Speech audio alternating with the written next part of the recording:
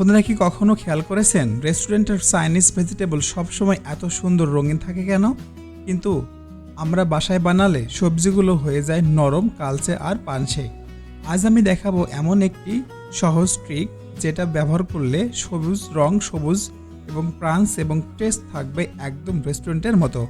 ভিডিওটা না টেনে শেষ পর্যন্ত দেখবেন, কারণ মাঝখানে আমি বলবো সেই সিক্রেট টিপস যেটা ব্যবহার করলে বা বেশিরভাগ মানুষই জানে না। আসসালামু আলাইকুম, আরবিজি রেসিপি চ্যানেলে আপনাকে স্বাগতম। আমাদের চ্যানেলে আমরা খুব সহজেই রেস্টুরেন্ট স্টাইলের রেসিপি ঘরে বসে আপনারা বানাতে পারবেন সেই বিষয়ে আজকে শেয়ার করব। আপনি যদি নতুন হয়ে থাকেন তাহলে আমাদের চ্যানেলটি সাবস্ক্রাইব করে পাশে থাকা বেল আইকনটিতে চাপুন। চলুন শুরু করি আজকের দারুণ রেসিপি। আজকের চাইনিজ ভেজিটেবল বানাতে আমাদের যা যা উপকরণ লাগবে: ব্রকলি 1 কাপ, গাজর 1 কাপ পাতলা করে কেটে নিয়েছি, ক্যাপসিকাম 1 কাপ, বাঁধাকপি 1 কাপ, বেবি কর্ন 5 থেকে 6টা, রসুন কুচি 1 টেবিল চামচ, পেঁয়াজ 1টি। সসের জন্য যা যা লাগবে: সসের জন্য টেবিল চামচ সয়া সস 1 টেবিল চামচ, অয়েস্টার সস 1 টেবিল চামচ, লবণ স্বাদ মতো, গোলমরিচ হাফ চা চামচ, আরও লাগবে কর্নফ্লাওয়ার 1 চা চামচ, পানি 2 টেবিল চামচ, তেল 2 টেবিল চামচ। এই হলো মূল উপকরণ। এখন আমি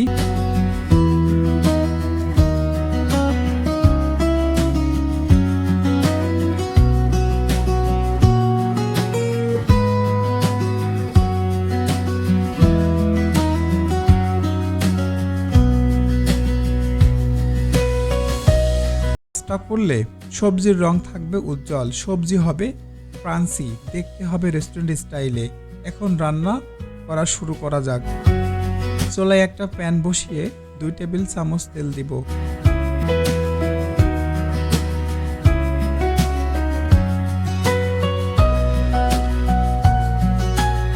তেল একটু গরম হলে দিয়ে দেব রসুন কুচি।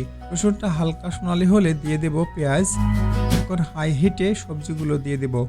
খেয়াল রাখবেন, চাইনিজ রান্নায় সবচেয়ে হাই ফ্লেভার দ্রুত রান্না করা হয়। এখন একে একে দিয়ে দেব সয়া সস, অয়েস্টার সস এবং গোলমরিচ গুঁড়া, সবকিছু ভালোভাবে নেড়ে মিশিয়ে নিলাম। এখন কর্নফ্লাওয়ার আর পানি মিশিয়ে একটা সারি বা একটা প্যানে ঢেলে দিব। সসটা সুন্দরভাবে সবজির সাথে লেগে যাবে আর 1 মিনিটে নেড়ে রান্না করে নেব।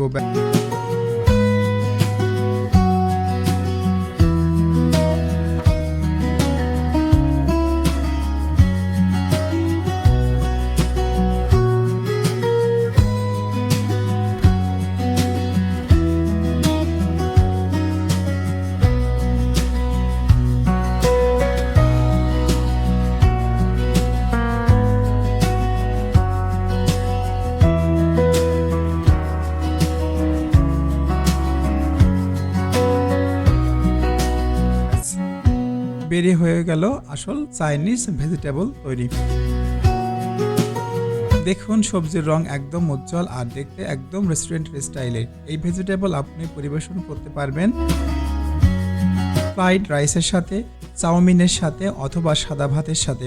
ভিডিওটা যদি কোনো উপকারে লাগে তাহলে অবশ্যই আমাদের চ্যানেলটি সাবস্ক্রাইব করতে ভুলবেন না। লাইক দিন, শেয়ার করুন বন্ধুদের সাথে।